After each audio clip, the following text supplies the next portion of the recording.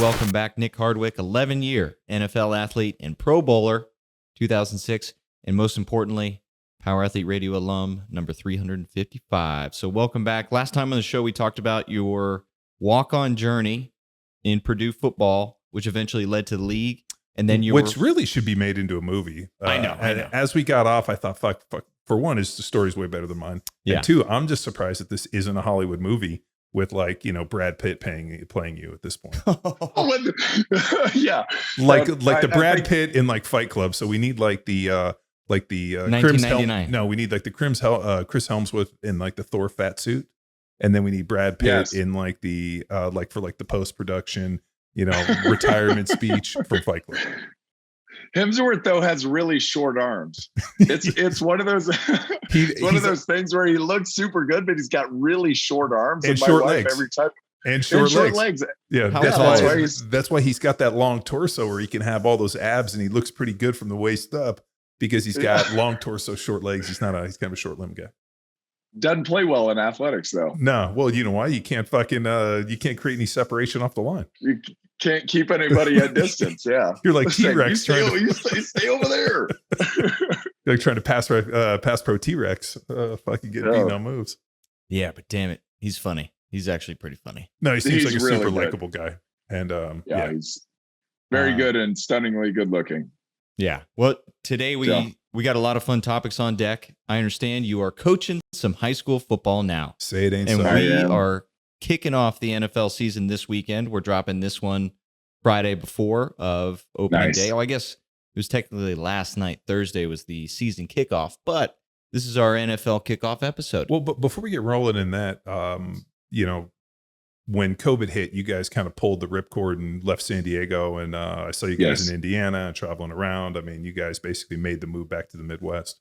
So catch us up a little bit on what your travels are and more importantly, where you're living. And it's been awesome. We're in the north side of Indianapolis in a city called Westfield, Indiana, which is the fastest growing community in the state of Indiana. So it's a really good place, great schools, sports focused. There's a park here called Grand Park that's 400 acres. It's got 56 full-size baseball, softball, soccer, lacrosse, football fields. We've got, I think, 9 full turf fields there.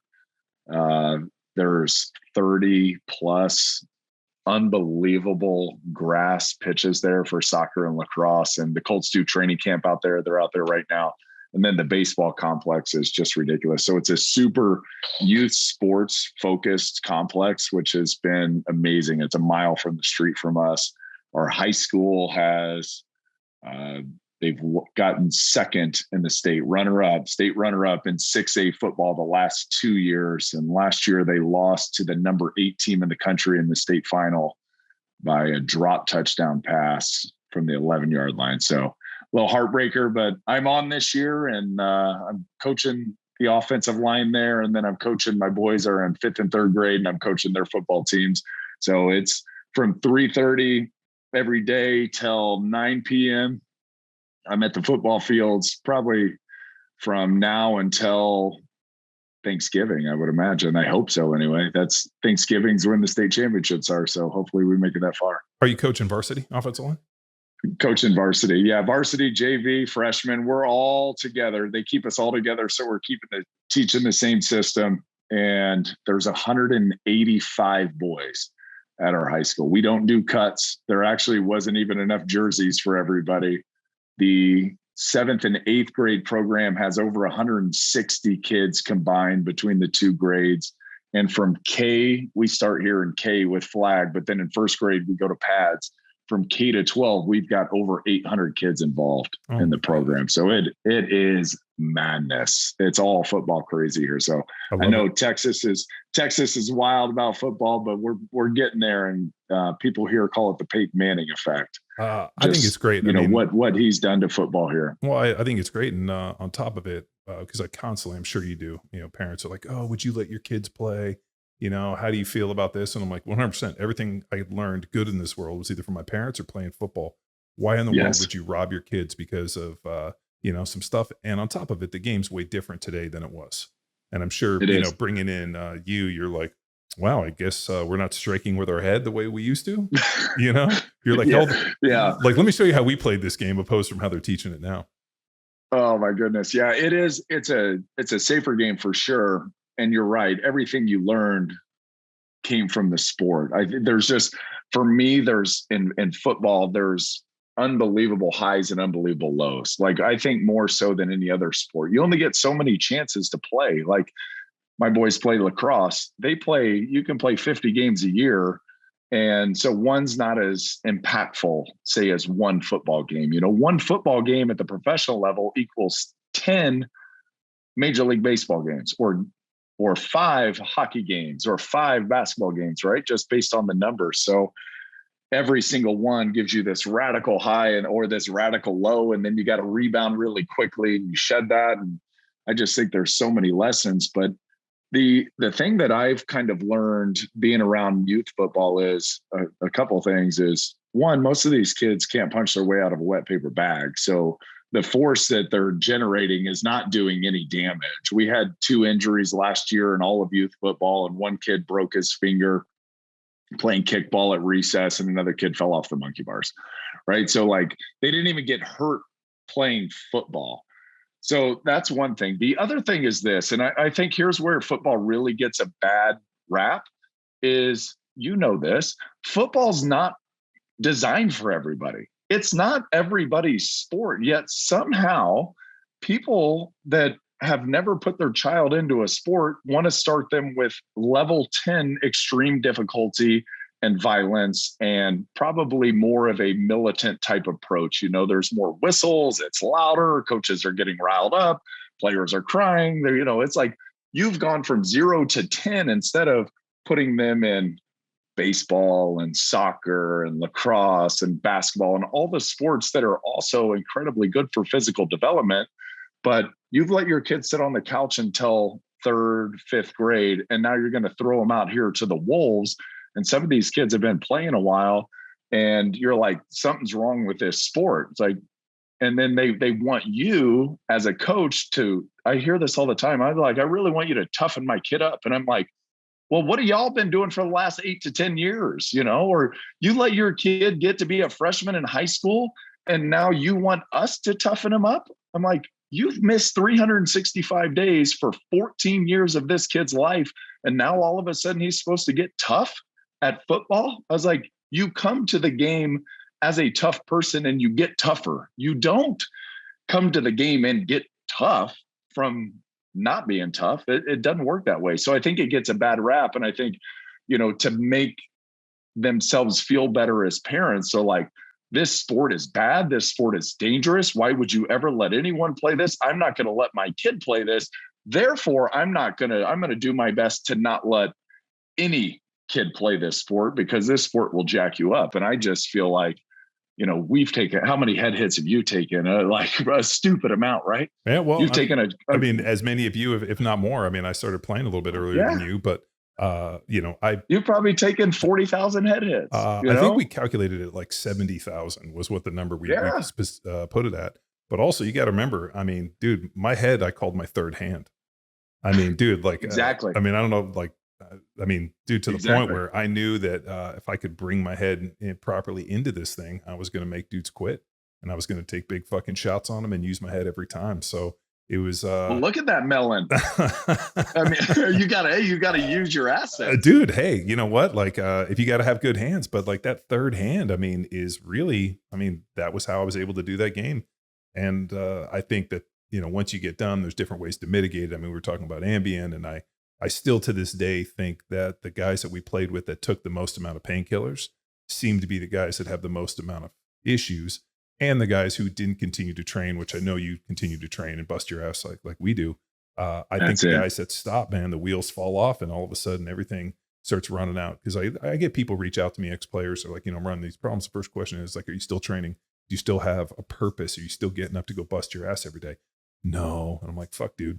Like, all that shit seems to fix itself when you all of a sudden put what's always been prevalent in your life, which is being physical and being strong and being able to move through space and do all these things. When you prioritize that in your post-football life, everything seems to be pretty good. I 100% agree with that. The only scientifically proven way to stave off cognitive decline, as I'm stumbling through that word, is exercise. That's it.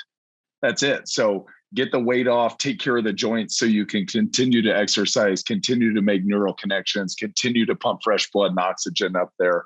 It's not rocket science, and to the point of, the athletes that maybe use painkillers the most, maybe those were the ones that skewed that direction anyhow. And without football, they probably would have been in a far worse place much sooner than they would have without kind of the decision-making corridor of football, which allowed them to kind of keep that addiction kind of personality at bay. And, a lot of football players were dopamine junkies. We're adrenaline junkies. That's the thrill of the sport, is that we're going to look across the white lines and you're going to see some monster over there who's going to try to rip your head off, but I'm going to face this. And that is the greatest thrill.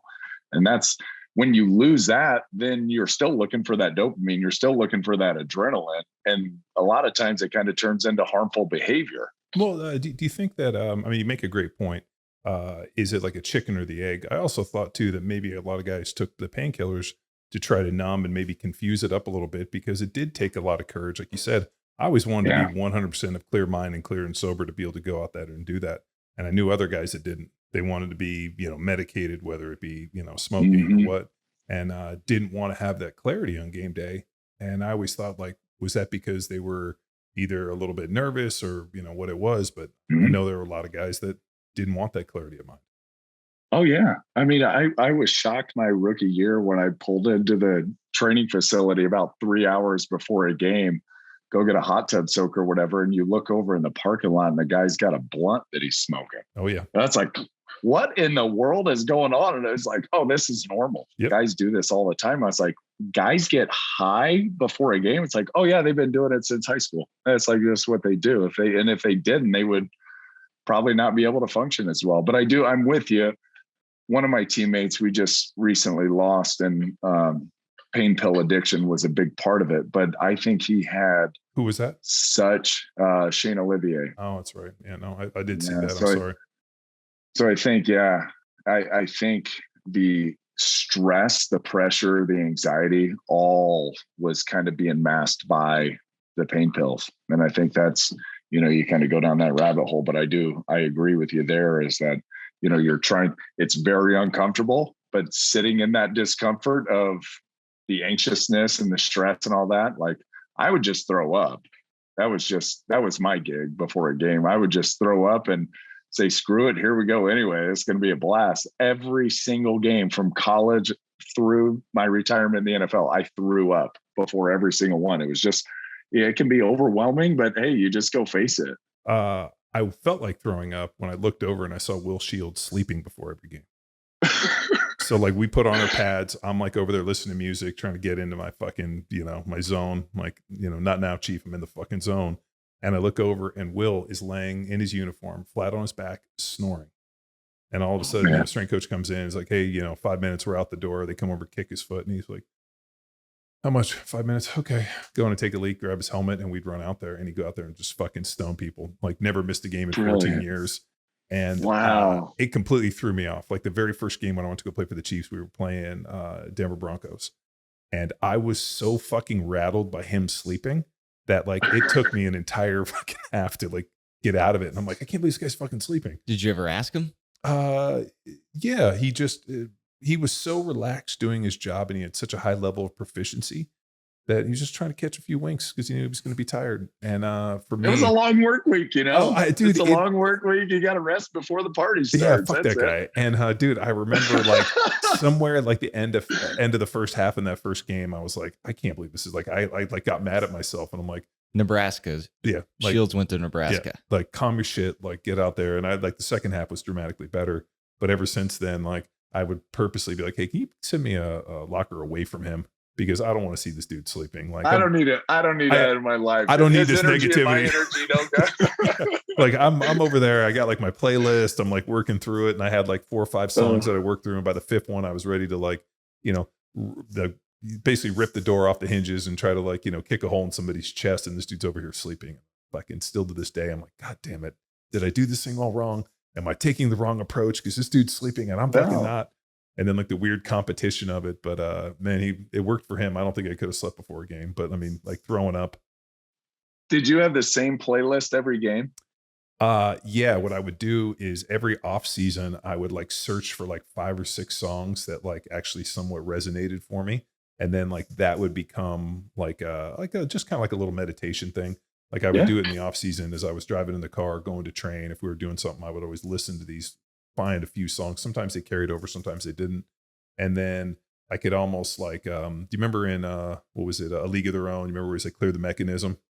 When he gets up there, kind of similar deal. I would kind of go through and I had like a few kind of like mantra words. I mean, I know them as mantras now, but I just thought them like power words. And I'd kind of go through and it was always like, move your, fast feet, quick hands, stay low, like all like, whatever the plays were. I kind of just work through this little bit of meditation and it would always be to music. And the cool part is when I ran out there, we were playing it, like, whether it be TV timeouts or changing this, all of a sudden one of the songs would come on and I'd be like, oh, fuck yeah, somebody's about to get lit up. But it's my theme song. Yeah, I mean, my theme song's playing. Yeah. But it changed over the years. Some stuck, some didn't, some would come back. But it was always like the off season was always about like finding what songs resonated with me at that moment. Oh, that's great. Yeah. Did you do the same? Yeah. No, I guess I have more of like and I wish I would have, like looking back. I'm like more of an artist, so I don't ever have like a great system. I'm just kind of like, well, here's how I feel today. I'm going to go kick some ass. I guess if anything, it's like, it's either going to be Neil Young, it's going to be Red Hot Chili Peppers, Pearl Jam. Like I'm going to come in and it's got to be like nice guitar solos. That's what really, a guitar solo will just set me off into another dimension. So that's loud as could be, guitar solos, and that Neil Young, that like single note solo where he just keeps hitting the same one over and over and over again. Like it drives me wild for some reason. It's like catnip. So I think though, there's something to like the individuality of it, right? So Will Shields is like, he was nervous. There's no doubt he was nervous. If nothing else, not for the lack of confidence that he's going to do his job very well, but for the workload that was about to happen. It's like, I get nervous before a really hard, long workout or whatever.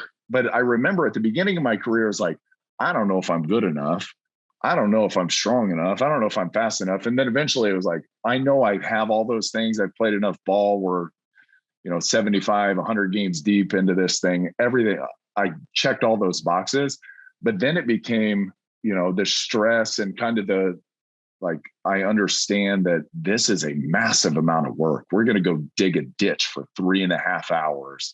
And that level of knowing I had to work, but I had to be communicating and be on point. And I had to like put it on a different face. And I had to be the leader of this line. And I had to take charge. And I had to be willing to accept all the responsibility for the bad calls that happened. And maybe I got to snap the ball. That's right.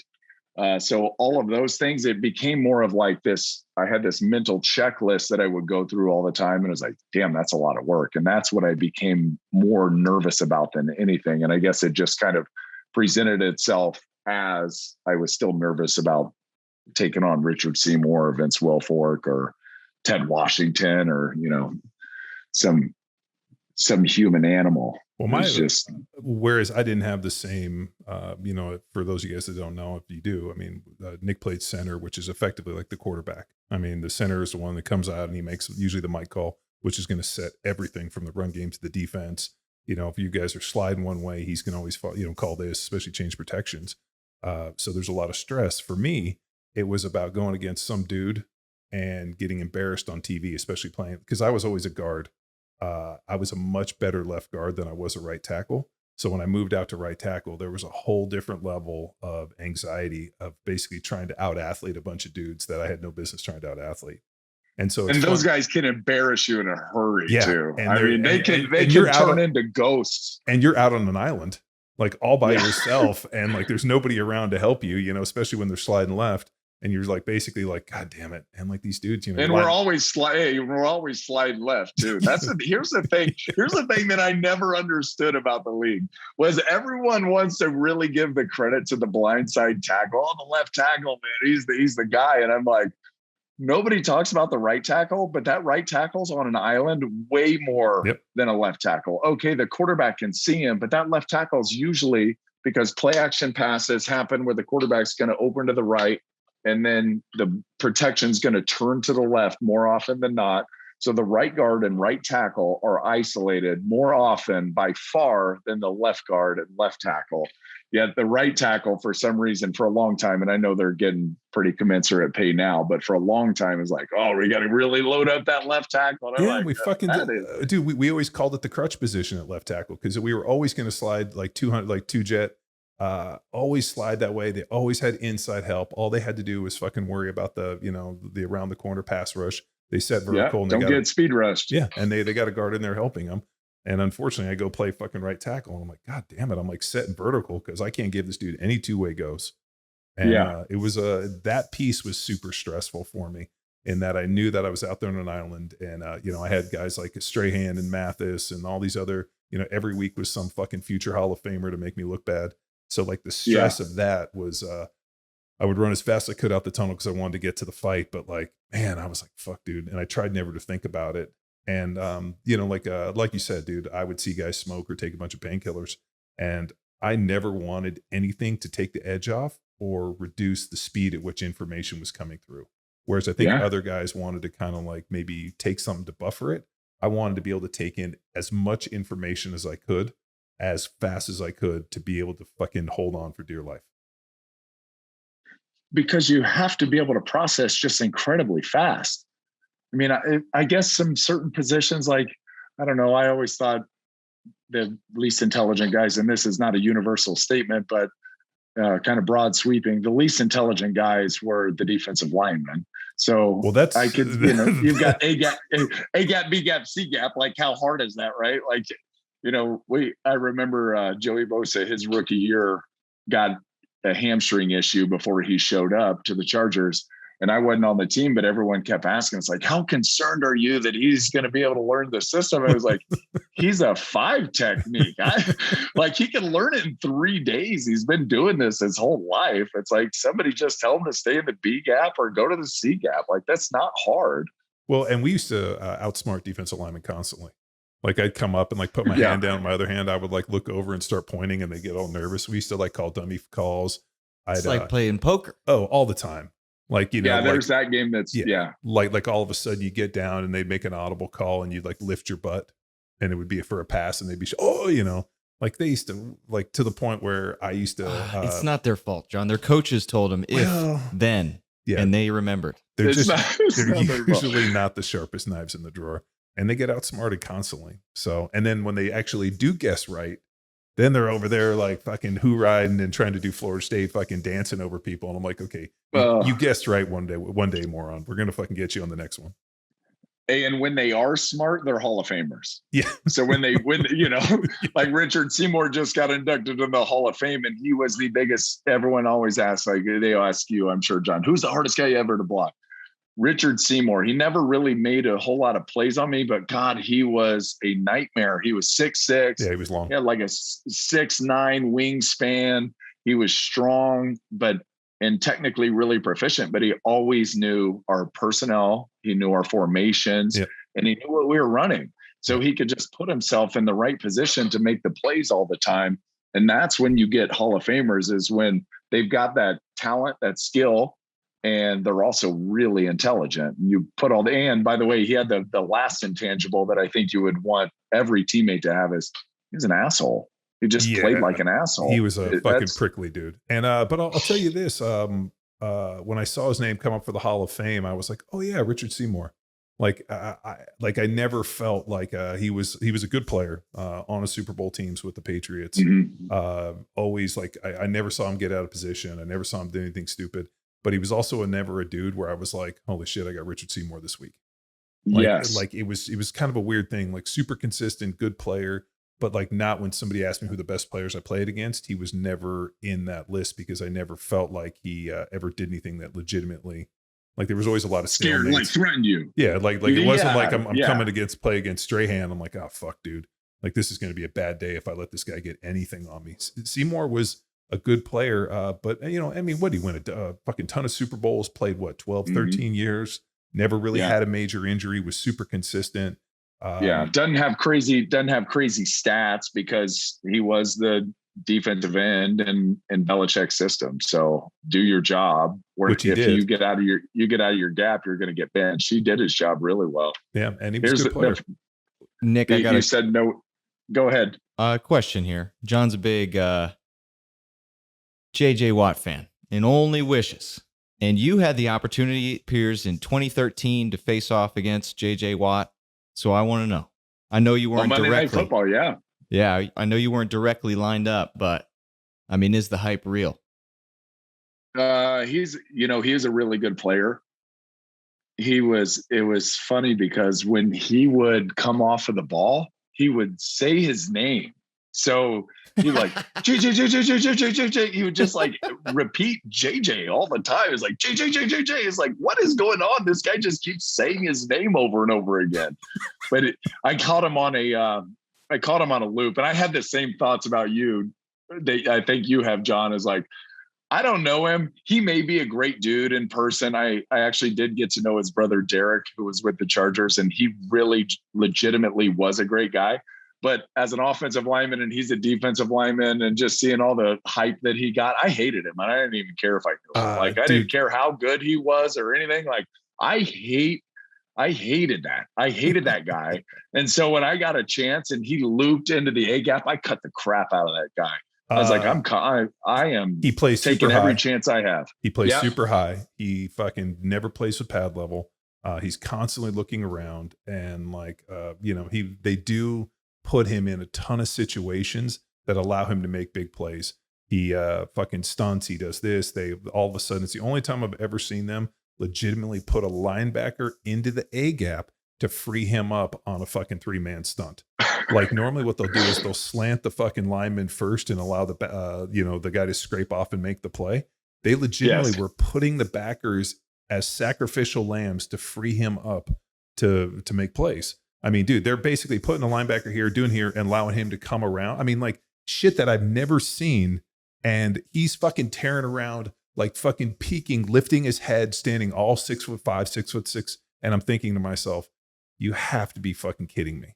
And there, you know, and you got Gruden, who was on Monday Night Football, just fucking full cock in the mouth, can't get enough of it. Fucking JJ Watt just fucking donging him. And I'm fucking losing my mind because I'm like, first of all, this would have never fucking happened. And on top of it, as high a pad level as that dude was playing with, I would have put my helmet in his ribs and busted his fucking ribs, and we would have cut the shit out of him. And I would have loved to have played against him when I was playing in Philly. That's the difference, right? In new football, and we were at the tail end, and I call it, we were the last of the Mohicans. Yeah.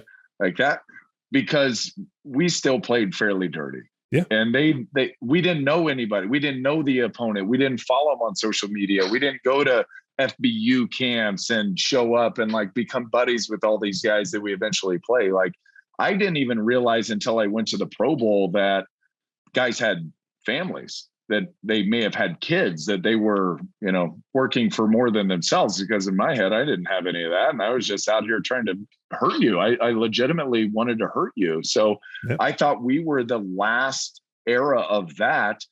And so you see kind of the explosion of the D linemen now. Well, the offensive linemen have been demasculated, right? Like they have all their weapons have all kind of gone away. And now that's why you see the offensive linemen, they're really big. They're bigger, I think, than we were. They're 6'7", 360. You saw 390-pound dudes because they don't let them play that game. So they just have to be huge fucking blocks of ice that get in people's way. And like the 6'5", 6'6", 300-pound, 308 guy, like the smaller, fast, fucking violent offensive lineman, strong athlete. Yeah, it doesn't fucking exist power anymore. Athlete. Yeah, hence the name of the company. But like that doesn't exist. And I'll just give you an example.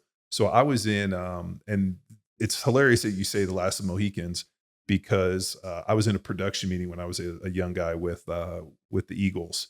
And, I'd come off like some really fucking good games where I'd laid out some people and they were viewing me as like hey, this kid's fucking legit. And so I go to a production meeting with Howie Long, and he's kind of going through the whole thing. He's got the glasses on and how he's, fucking pretending that he's, some, civilized individual. And so we started talking about it. And I told him, I was like, I was always big, I grew up in LA, and you were always a very, prominent figure with the Raiders. And he kind of like, took his glasses off for a second. And I was like, I got one regret. Tell me more about me. Oh, dude, I stroked his ego just enough to get him to fucking pull the glasses down. I was like, but I do have one regret. My only regret was that you didn't last long enough for me to fucking play against you and beat your fucking ass. I always wanted to play against you. And his whole fucking demeanor changed, and was like, basically like said the same thing. You guys don't know what real football is. I would have fucking taken you to town. I'm like, I would have fucking loved to have strapped it up against you just to know how good or bad. And we started kind of getting into it a little bit. But that same thing with JJ Watt, I felt like the same thing. Like watching him play, I'm like, God, I'm so sad I didn't get a chance to play against him. Seeing all the things that they're blowing him for, that would have been a near death sentence if we played against him. I mean, Runyon would have fucking absolutely lit that dude, running down, standing around the pile, doing all that crazy shit. And just the fact that he plays so high when he gets off the ball, I can't stand it. Yeah. Great player. Seems like an amazing dude. Yeah. I'm not saying anything. I would have after he raised all the money for the Hurricane, I really changed my tune about him. But I can compartmentalize that very well and still go back to my caveman days and go like, I absolutely wanted to hurt you. I would have loved to have had more practice time with those guys. So everyone asks about Aaron Donald all the time. I would like to see how strong he is. Yeah, I just want to know, what does he feel like, right? Like, what does he feel like to block him? Because I see him, I want to see what it feels like. Like JJ, I didn't really get my hands on him I didn't get to wrestle him, like I just, and that's kind of sounds weird now, but like I would sure like to just see how strong a boy you are. Well, let's tussle a little bit and let me check your strength. Social media has brought a loss to the forefront, but they were showing Aaron Donald and how strong he was. I'm like, dude, I benched 535 for a triple. There was no fucking social media. I'm like, if they posted that on social media, the fucking thing would have fucking exploded. I had 10 strict pull-ups at 90 pounds between my waist. I mean, where's the social media? So like, there was a ton of stuff that we had that like, now I see this and I'm like, oh yeah, it's pretty good, but that's no different than the shit we did. The problem is now you guys have such an amazing platform to put this out, and somebody's got a camera out at all times. So like when I saw Aaron Donald, they're like talking about how strong he was. I'm like, I played with some strong dudes. I played with Rofe. I played with B Waters. I played with some absolute fucking monsters. I would have loved to have just fucking got my hands on them and felt how strong those guys were. I wanted to feel because I'll tell you, and you brought up Big Ted, nobody had a fucking bull rush like Big Ted at 400 pounds. When he fucking put his hands, it was like the fucking creaking of like stepping on an old hardwood floor, as you just heard the creaks in your body as this 400. Was his move the forklift? Was that him? No, that was Hamilton. That was Keith Hamilton at the forklift. But Big Ted, what he would do is he would come running kind of softly, and as soon as you put your hands on him, then he would fucking shift it into gear and just start leaning on you to break your fucking back. He was so heavy. You couldn't even see me. We played them twice a year because he was in Oakland for a long time. You couldn't even see me when the end zone camera was on the defensive side of the ball. It looked like four offensive linemen and Ted Washington's ass. At the Chiefs. Yeah, exactly. I mean, dude, I remember lining up and seeing him and just being like, God damn, his fucking ass cheek weighs more than me. Oh my God. We ended up realizing we weren't ever going to be able to zone through him, so they just said, Nick, he's yours for the whole game.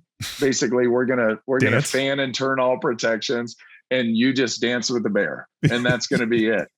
It was just get up in there and just pummel, just stay after him, pummel, and it worked. We'd send our guards just straight up, so there was no zone through because he's not gonna make me miss. I'm just gonna stand there, get low, and get after him.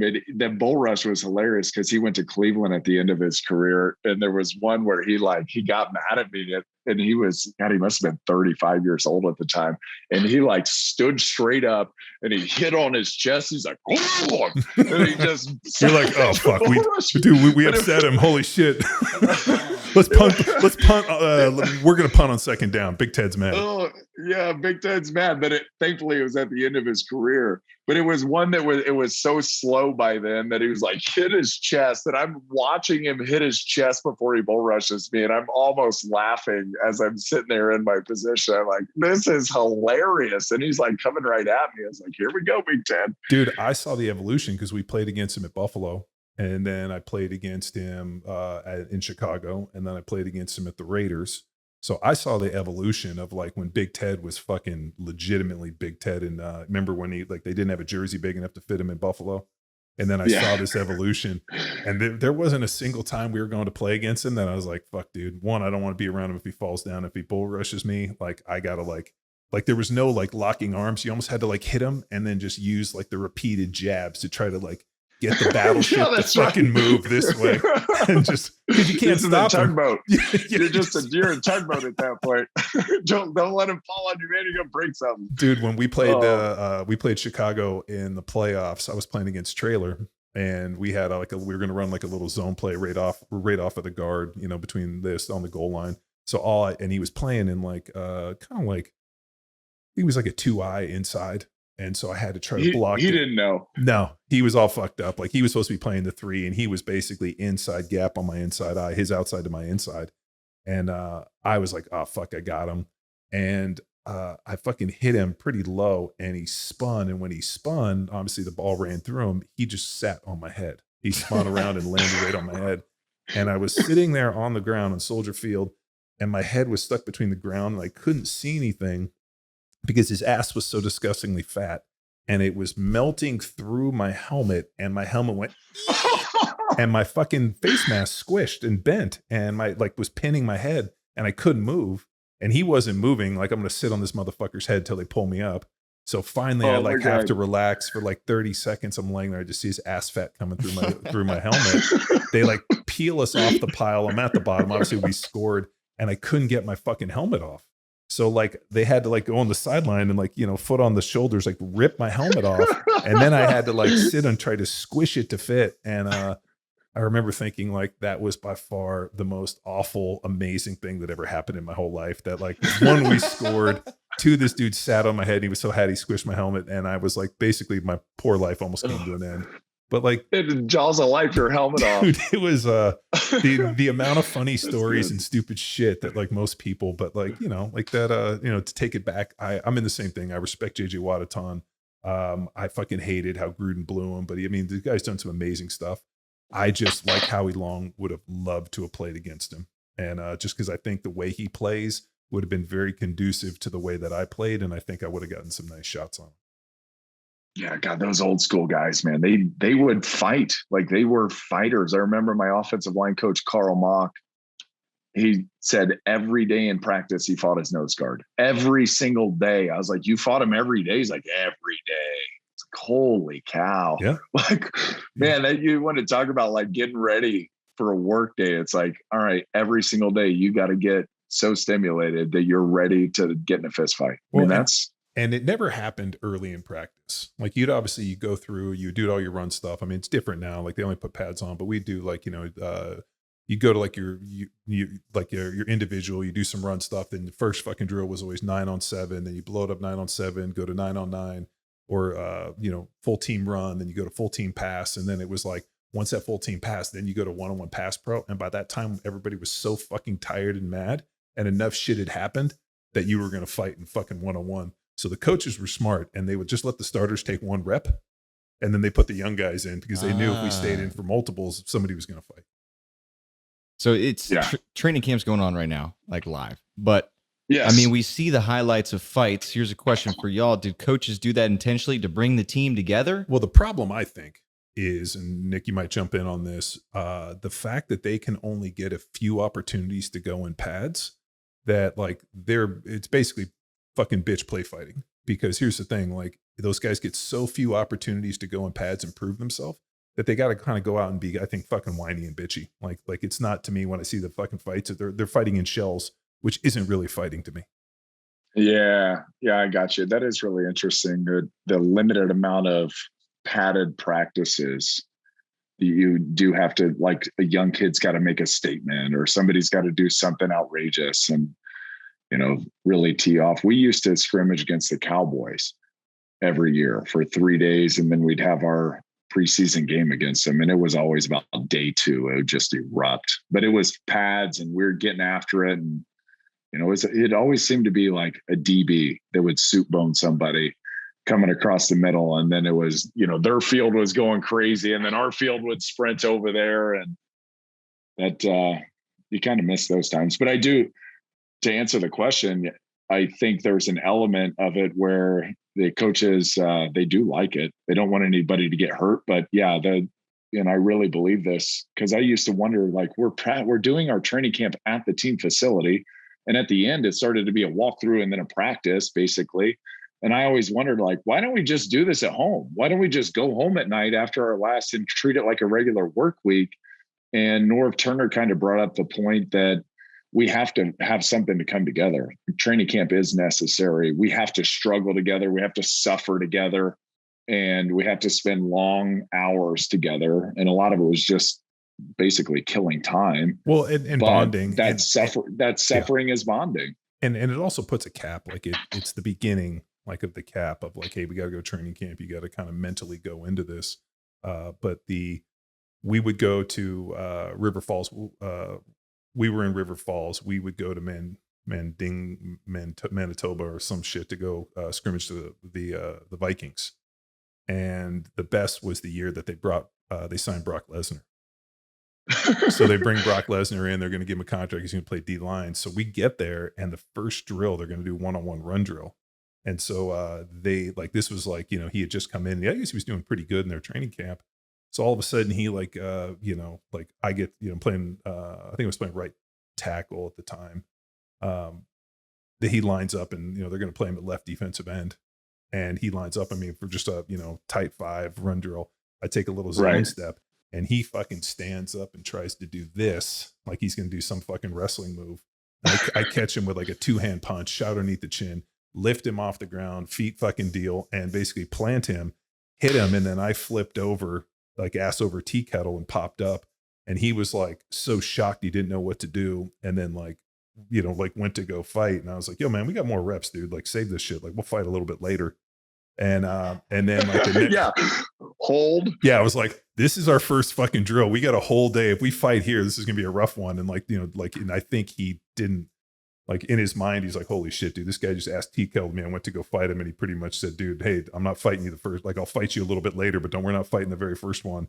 And I think he started to realize, like, holy shit, I might be in a little bit different a situation than I thought I was. And so then we kind of go through, and he's just getting murdered.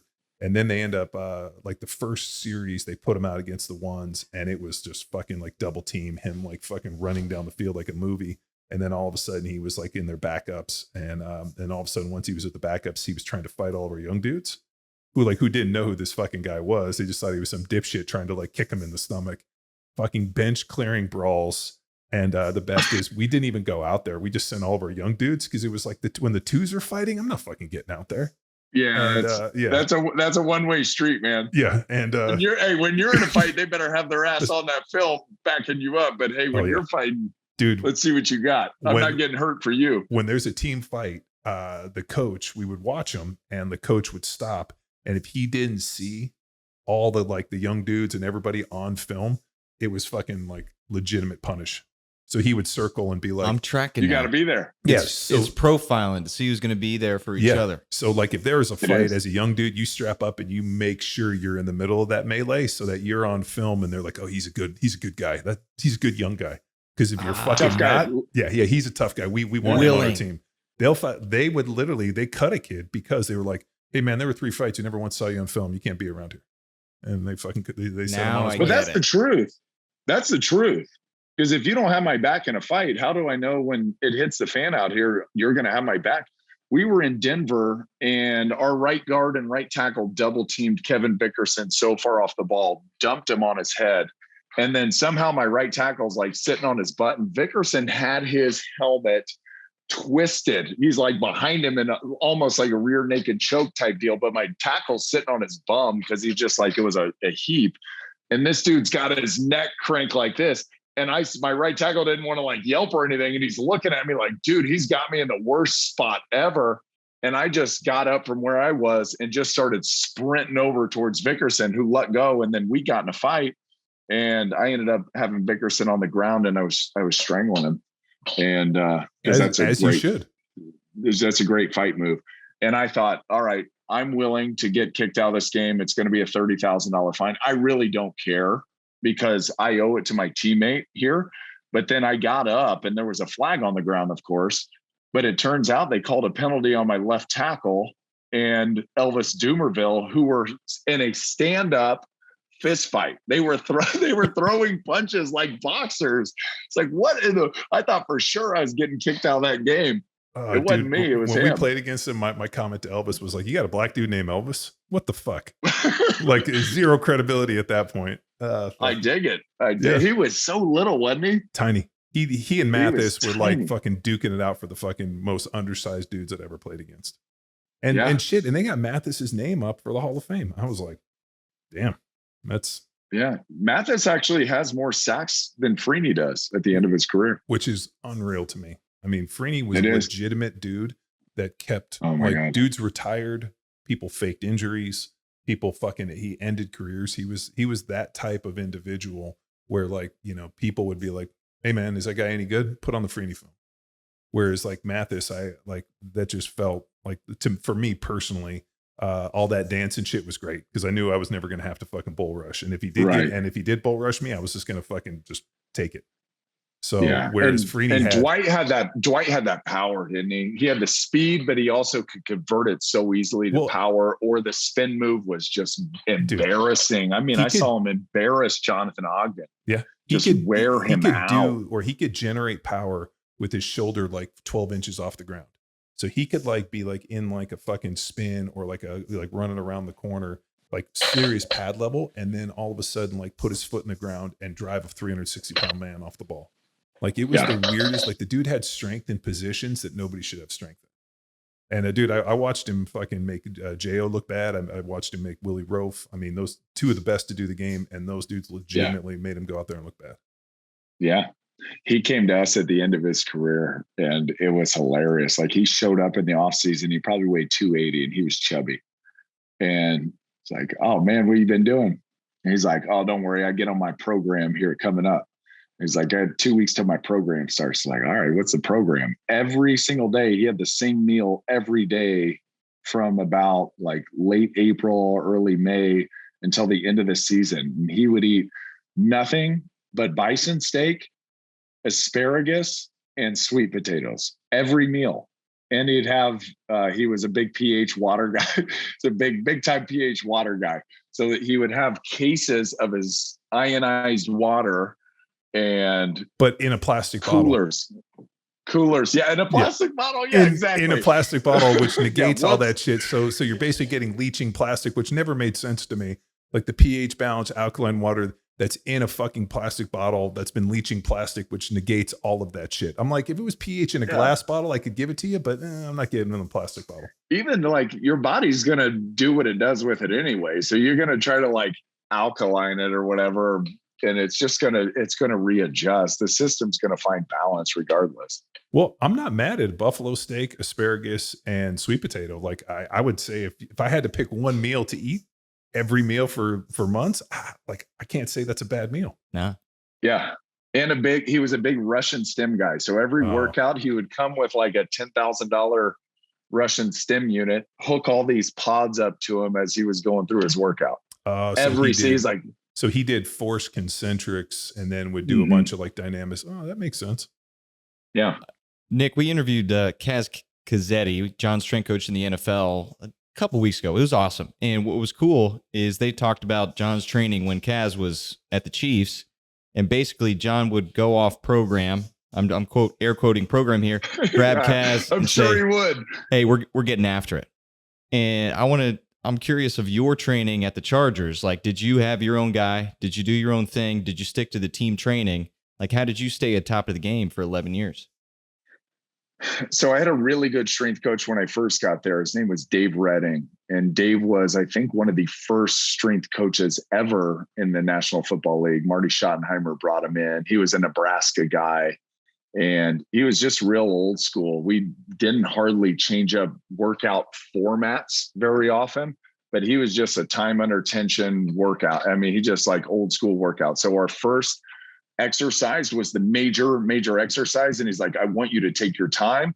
I want you to go heavy as hell. He made it competitive in the weight room. And then he goes, and after we're done with that first or second exercise, train like an animal. He goes, I go, you go, he go, she go. Like, you don't take breaks. I want you breathing hard. I want you in and out of here. He's like, if you're not done with the back half of your workout in under 40 minutes, you're doing it wrong. He's like, now that first block, we're going to use that as our main strength block. We're going heavy. I want it. And we had guys, I mean, our entire offensive and defensive line were bench pressing 200-pound dumbbells for fives. So we got plenty strong there. And then just trained like an animal. And he ran the crap out of us. We were half gassers. We had a huge hill out of the back of our facility. We ran that once a week. We ran half gassers once a week. We did fun in the sun, usually once a week in the off season. And there wasn't a whole lot of deviation from the program. He wasn't interested in like entertaining the guys with a whole bunch of new shit. He was just like, this is what works. This is what's going to keep you healthy. This is what's going to get us looking strong and playing strong. He's like, we don't need any more than this. And if you want entertainment, go somewhere else. But it was also it was the time before there was a lot of personal trainers and a lot of guys going to their guy. And it was also when we had 14 full weeks in the off season that they could actually lay out a plan without interruption and without coaches going, yeah, we need 3 hours of meetings in April so we can install the same plays we are going to install again in May and again in July. And so we had 4 separate offensive installs, and you're doing crap walkthroughs and just wasting time so everyone felt like we were keeping up with every other team when our off seasons were really geared towards physical development and getting you stronger and bigger and faster than you were the year before.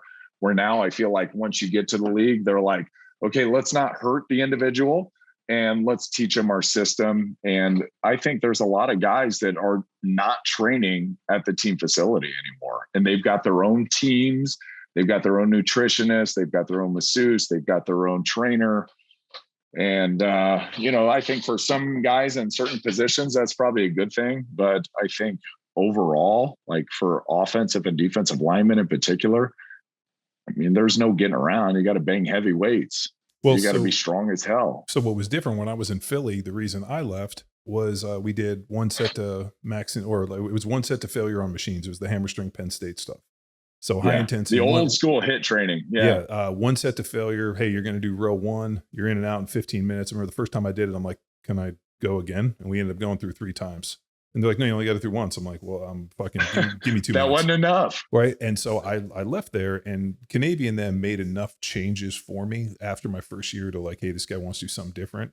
And I remember being like, yo, man, like, I love you guys, but I got to go somewhere where we're going to lift free weights. Like what I needed to go back to what I did that got me there. Because the stuff that we were doing was fine for the in season. It just, I knew that wasn't going to help me develop. And I think the idea was that my strongest days were in front of me. Whereas, like you peak at strength around 26, 28 years old. And I did. Whereas yes. I felt like the young guys said like, hey, we just got to keep these guys from getting hurt. Like they've already here. We don't need them to do it. I looked at it like I still got a ton of ground to cover, and I got a lot of maturation to fucking seize. And one set to failure on a hammer strength machine is fine for bodybuilding and for muscle, but it's more about, technique. And that's why I went and trained with Ruiz. And then when I went to Kansas City, they wouldn't give me an off-season workout deal. And I was like, yo, man, I'm not going to live in Kansas City. I want to live in California. If I had lived in San Diego at the Chargers, I would have trained at your fucking facility. You like, never would have left. yeah, I would have never left. But I mean, Yeah, Kansas no City, need. I don't want to live there. So I trained in athletes performance.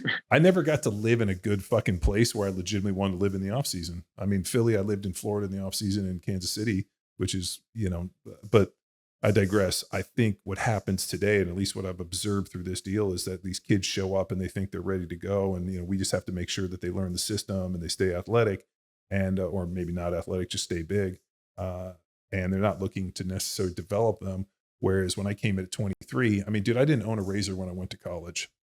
I grew 2 inches in college. So I was 6'4". I left at 6'6". So at 23, 24 years old, I was still physically younger. And it wasn't until I was 26, 27, and 28 when I hit my real peak numbers. And I think if I hadn't have banged weights and fucking pushed it, I would never have reached what I was able to do. Yeah. And I think back to the point of the HIT, everything's in context, right? So that's a great program if you're a beginner. That's great if it's your first time lifting weights and your form may be a little skew and you haven't had a ton of stimulus over the years. You obviously had trained since you were 15 years old, right? I forget, I've listened to so many of the shows, but 14. The guy you trained, you had been spent time under tension for 8 years by that point, 9 years by that point. So doing one set to failure was nothing. That was like pre-exhaust. So what are we going to do now? And so how can you continue to develop? It's like, that's not going to get you at all what you need. And it could have worked for somebody who came from a crappy college that didn't have a great strength program. That probably would have been really effective to add some mass. It worked well for a lot of guys, but if you go back and you look at the Mike Metzner, you look at the Dorian Yates, the way they did the one set to failure, what they don't talk about was there was like 5, 6, 7 feeder sets that were working up to like a one set of failure. So these dudes were getting one set, literally. No, literally, we were doing one set. You get in the machine, you fucking load it up, you do one set to failure, then you go to the next machine. There was no feeder, there was no warm up. Yeah. So it wasn't until like when we started doing that, I was like, well, wait a minute. I'd always heard about this Mike Metzner, the Dorian Yates, which we had followed. So like it wasn't until I got to that and I was like, oh, I don't think y'all read the research or you guys know the way to do it. Like, give me a few warm up sets. So then I started kind of going through 4 or 5 times. And then guys like, you're going through again. I'm like, yeah, I'm still warming up. I got to get to my peak set. And it works. John's back to the top. Yeah, back to the top. And the research is pretty conclusive that when you add stability to a movement and you take out the balance aspect, there's a greater chance for hypertrophy, but you do nothing in terms of developing central nervous system efficiency and rate coding, inter and intramuscular coordination, all the things that you need to be a good football player, which is balance on your feet. So like, okay, are we just training for hypertrophy? Or are we trying to fucking be better athletes? And that was the decision that I made where I was like, well, you know what? I got to go someplace that's going to force me out to be more athletic, and working with Ruiz is what allowed me to do it. Yeah. Nick, having this base level of knowledge and now the opportunity to work with high schoolers, what's your involvement with the weight room, the program, the direction in that respect? So we have in place already, we've got a really good strength coach. His name's Tavio Henson. And Tavio's worked with NFL guys, college guys. I would imagine at some point he probably goes back to that. And he designs a really good program.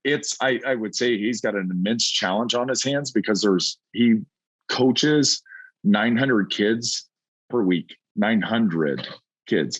So whether through the hyper class that they have during the day or the after school that the practices happen, he's very good. The one thing that I think is, they do everything you need to. We've got good numbers coming out of there.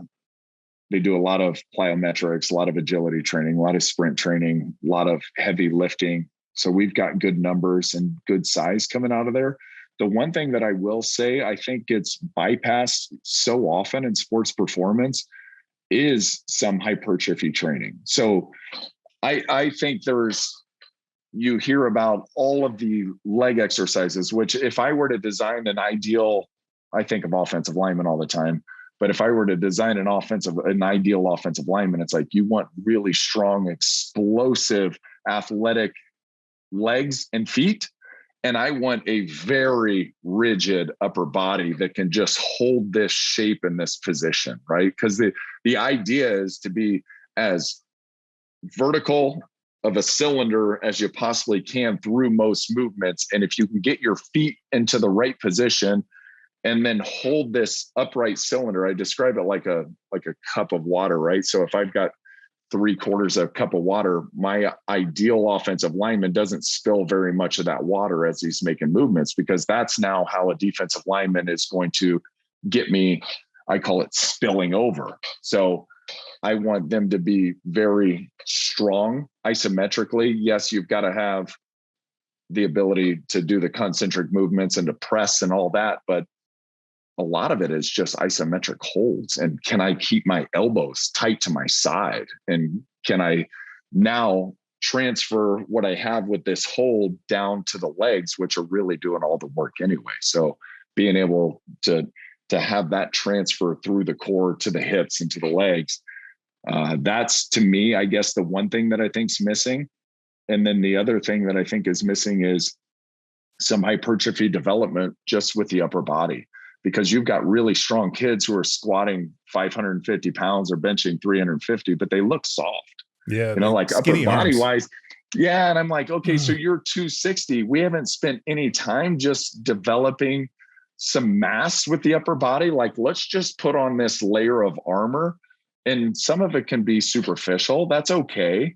But ultimately, like, that extra muscle mass we can take that extra muscle mass and then convert that into a more powerful athlete. But if we're only going for power and we're only going for bar speed, then I think we're missing a component of it, which is the force equals mass times acceleration. So a 260-pound athlete could probably be 285 pounds if he were to spend a little bit more time on his upper body development. Now, the skill position guys, like, I want you more built like a centaur. You know, I want like a really big lower half, and I don't want a whole lot up here. I want you to be strong and stable and to be in control of your limbs, but I don't want to be carrying around a ton of load up top. But for the offensive lineman, it's not a bad thing to just have a little bit of extra mass and a little bit more shield. I didn't know that we had to tell these kids to do curls. That's the one that blows my mind.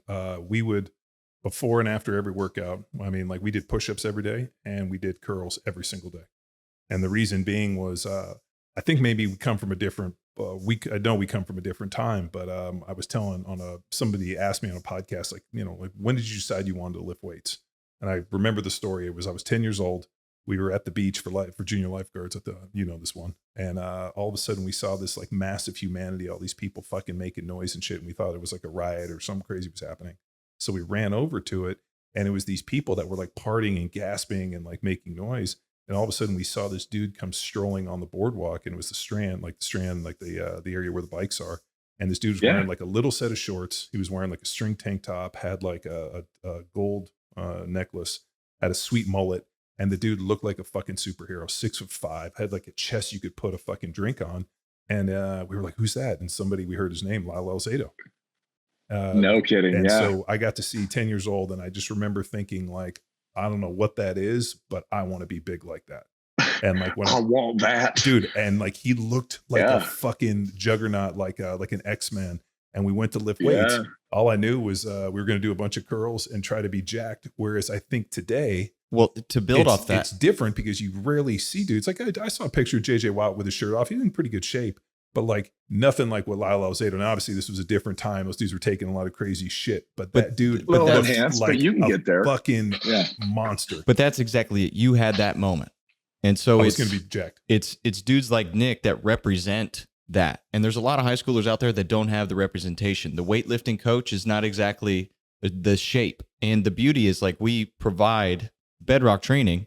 This is our foundational, mostly for the high school athlete out there. And then there are included in that is teaching them this. And it's fun Fridays, a bit of Jack Street, if you will, but teaching this idea, this concept that shit, man, looking in the mirror, it does feel good, and reinforce all the hard work that they are doing.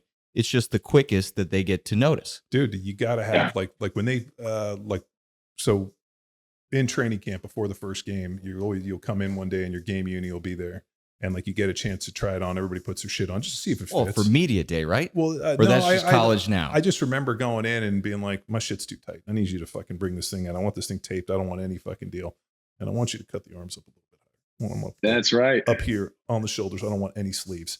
Right. And I was like, because I don't want to get grabbed. I want that shit to be, and they would tailor our deal to the point where airtight. Yeah. Like, and to the point where like guys like, man, you want us to tighter on your waist? I'm like, well, I ain't got a fat gut or big love handles. You, on the other hand, you might loosen that bitch up a little bit, but there's a reason I do a little cardio on the opposite. You don't even look an asshole because I want to look good out there. And, but that shit was a real deal. And like, I see it today and I don't know if that's still as prevalent as it used to be because these dudes look like they don't have big arms and they just look kind of fucking chubby out there. We need to bring back Flex magazine. Yeah. Well, they're more concerned about the style of the uniform, right, than how they look in it. That's like the it DBs. it can be straight up like the fucking killer bees and their outfits and all that crazy shit, dude. Like, Nick knows, man. You just be like, shake my fucking head with their 27 socks cut up and stringers here. Oh man, so many ribbons and tassels just everywhere. It's like here's the thing about it that I always thought was like ridiculous. Because when you come into the NFL, they're like, save your money. You never know how long this is going to last. Well, these dudes are getting fined for a sock violation. It's $5,000. Yeah. It doubles every sock violation. So you see guys who come out with low whites or high whites or whatever, putting extra straps on there. Well, they're losing $5,000, $10,000 per game just to have a different sock than everybody else. Yep. And in my head, I was like, haven't they told us enough to save our money? And if you really wanted to do something good, like, okay, and wear the socks properly and then give $5,000 back home or give $5,000 to a charity of your choice, but just wear the socks the way that they want the socks worn. That way you're not just paying it to Roger Goodell. So, and we had to wear white cleats. And so all of a sudden dudes were like, fuck it, I ain't wearing white cleats, which was like a $20,000 violation. So all of a sudden dudes came out wearing black cleats and you would have thought the whole fucking world was going to fall off its axis, you know, because there's always like, it's always an ex-player that they fucking lure in because Runyon approached me about doing this. Yeah. So Runyon hit me up when I was in California, was like, hey, do you want to go do this for the Chargers? I'm like, I'm not going to be the fucking uniform inspector. Like, dude, fuck all that. No. But they find ex-players and they basically walk around with a clipboard and they look for uniform violations. And these dudes, man, like the dude almost fucking had keeled over and had a heart attack when they came out with black shoes on. And they're like, oh yeah, they look sweet. I'm like, fucking dude, I ain't losing $25,000 over fucking cleats. No, you guys are fucking. And the black shoes did not look sweet, by the way. Not at all. They do not look sweet. The white looks sweet. Or the other one was guys were pulling their pants up and cutting them above the knees. So like the knee has to be covered. You don't have to wear knee pads. But that one, and then all white socks, and it's just like it was like I get the individuality, but it was just so fucking expensive. Nick, I saw that you were calling Purdue's spring game. Is this a new career avenue, or you were stepping up and just having some fun? No, that was just stepping up and having fun. I love the sport of football. I obviously love Purdue, my alma mater, and the Big Ten Network called and asked. It's not anything that I want to be involved in. I don't want to be gone on the weekends. I want to watch my kids and coach my kids' teams and chasing Purdue football around the country. And first off, trying to learn 85 guys' names on one team and 85 guys on another team week in and week out to me is not putting my brain to its best use. So I love the sport, but man, I tell you, that's the one thing that I do find challenging these days is learning names. And I used to be a name guy. Like we had 400 plus kids in my graduating high school class, and I knew every single one of them. Now it's like 85 kids that I don't know or really care about, or there's no connection there. It's like looking at a sheet of paper with a number and a name. It just doesn't register. So that's not really putting me in my greatest place. Brad Pitt, I read this because I had never heard of this. He has a new, or they basically labeled him with a disorder, whereas I'm terrible with names too. He actually can't remember faces, which I think just is a fucking amazing for a way to be like, he meets people and doesn't want to acknowledge that he knows them. It's like, yeah, I got this disorder where I don't know faces anymore. It's bullshit. And I was like, this is the greatest fucking scam I've ever heard. So then he walks over and introduces himself. Oh, we met before. I was like, sorry, I got this disorder where I can't remember faces. And because I do this shit all the time where I don't remember people, and I'll go to like, hey, I'm John. And they'll be like, yeah, no, we've met 27 times. And I'm like, yeah, I got this Brad Pitt thing. It's no, I don't remember faces. Dunbar's number. They're specific within the brain of how many names we can remember.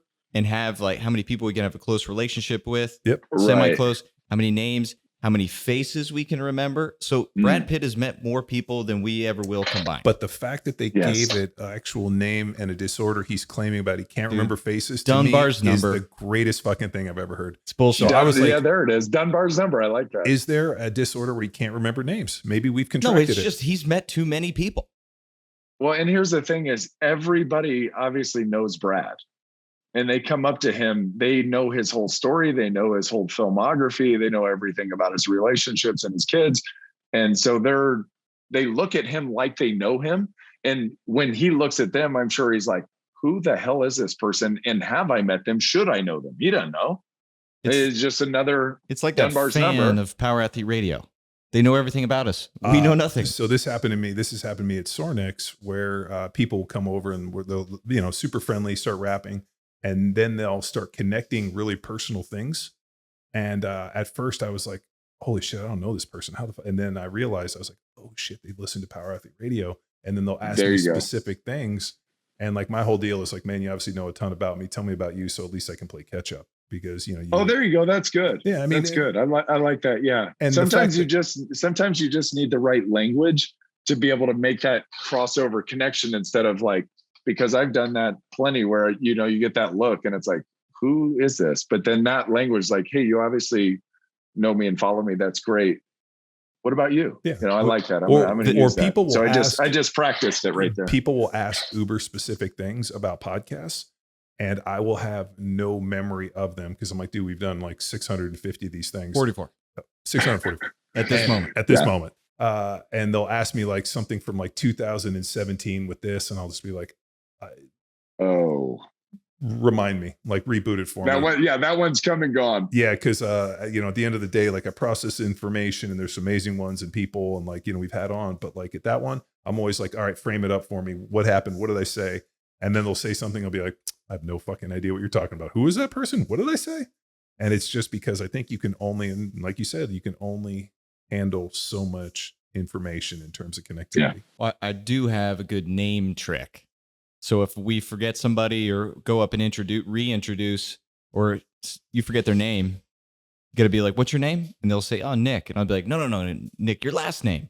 And pretend like I knew their first name. And then you say Nick Hardwick. And all right. But and then I'll totally forget it. And I'll be like, you got to remember what they said for their first name. Otherwise, this whole plan is... Because sometimes you just black out when somebody says their name. Well, and pretty often when somebody doesn't remember your name. Hey, dude, what's up? And I do this. God, who was the one? Brian Callen. Oh, Brian Callen didn't remember our names. No, like Come on, Brian. Yeah, no. I mean, well, he is exceeded Dunbar's number as an example. Yeah, when he came out to Power Athlete. But I'm never. I don't think I've ever been bothered if somebody didn't remember my name. And if they don't remember my name, I'm like, hey, it's John. Like I always say my name, and because I forget people's names constantly. So it's weird when people get butthurt that you don't remember their name. I'm like, I would never expect for you to remember my name. And it's like just the amount of individuals that we've met that like, it's weird where I've been like, hey man, I totally forgot your name. And they'll be like, oh, and I'll be like, dude, do you have any idea how many people I've fucking met? And you would think that I would be like, we'd had one interaction 5 years ago and I should somehow crystallize on that one. It's not going to happen. Well, see, now you guys have a scientific directed audience, I would imagine. Well, I'm the second person. Brad Pitt and I, because obviously we're related. Yes, but no, but like by looks alone. Yeah, well, what we're getting at, Nick, is name, image, and likeness. Dunbar's number, remembering the name. Yeah. The NIL? Are you stealing the NIL? Exactly. NIL. And that's right. Nick, you had the experience to go call a game for the Big Ten. You're working with high schoolers and realizing their big, grandiose dreams of hype. Maybe some of them are going to that next level. And you experienced this as both a professional athlete and, a free-riding collegiate athlete. What's your take now on this NIL, dude, where guys are getting big deals before even stepping on to college campuses? Yeah, I've got a ton of conflicting thoughts on this. So Purdue has one, it's called the Boilermaker Alliance. And I was asked to sign on to it. And we really don't know how long this is all going to last, right? Like how long is this current model of the NIL going to last? How long? It has How to long change. is it going to work? It's been bastardized. This was not the intent of the way that it was written.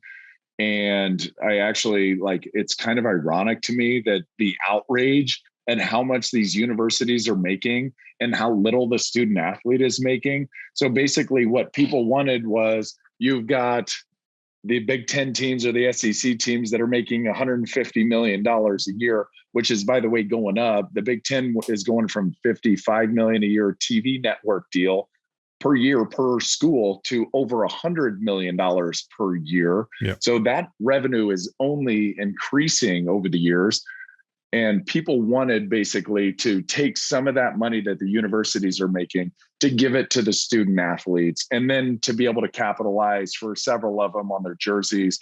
I completely understand a kid wanting to be able to monetize his Instagram account like every model or CrossFit athlete, or, you've been seeing CrossFitters make hundreds of $1,000s per year from their Instagram page. So why can't a collegiate athlete do that? We're sending them to college to learn how to make money. So when they are making money, I completely understand that.